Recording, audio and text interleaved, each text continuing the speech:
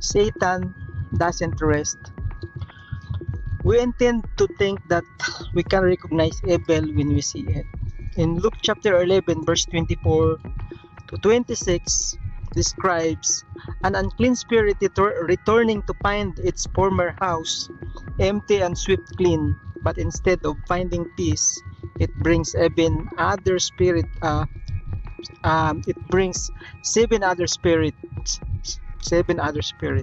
Wow, more weak and itself to dwell there, leaving the person in a worse state than before. This passage is interpreted as a warning that simply removing sin is not enough.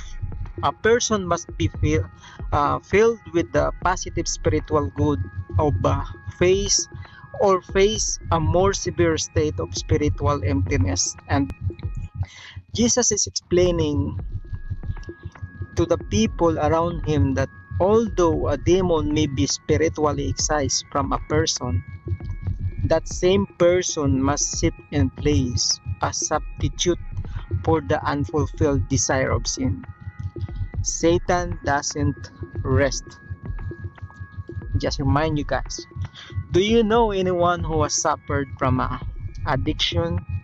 So many times, a person conquers the addiction to alcohol or drugs only to relapse and finds it even harder to conquer it.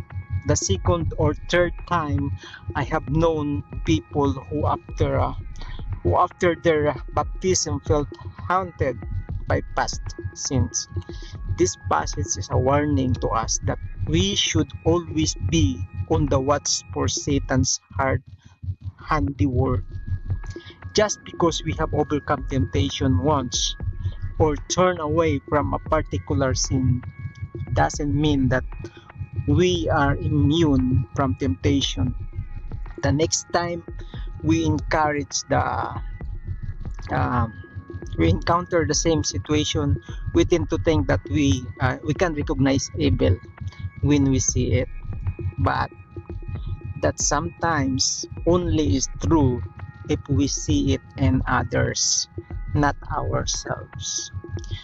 Jesus is always warning the scribes and Pharisees because they were self-righteous and hypocritical. He called them blind guides.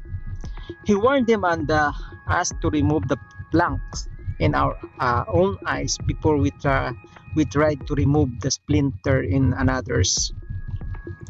We can fall into the same traps and judge others while ignoring our own faults.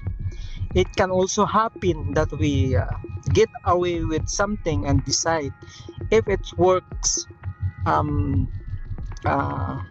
once, it can work again. Only this time we aim for a bigger prize. The embezzler who starts off small. The thief who got away with it the first time, no matter the sin, it can even become a habit no matter who we are, no matter whether or not we attend church or pray every day. Satan is waiting to trap us. We need to be vigilant and rely on God to keep us safe. This is a prayer, guys. Lord, you warn us against the power of evil.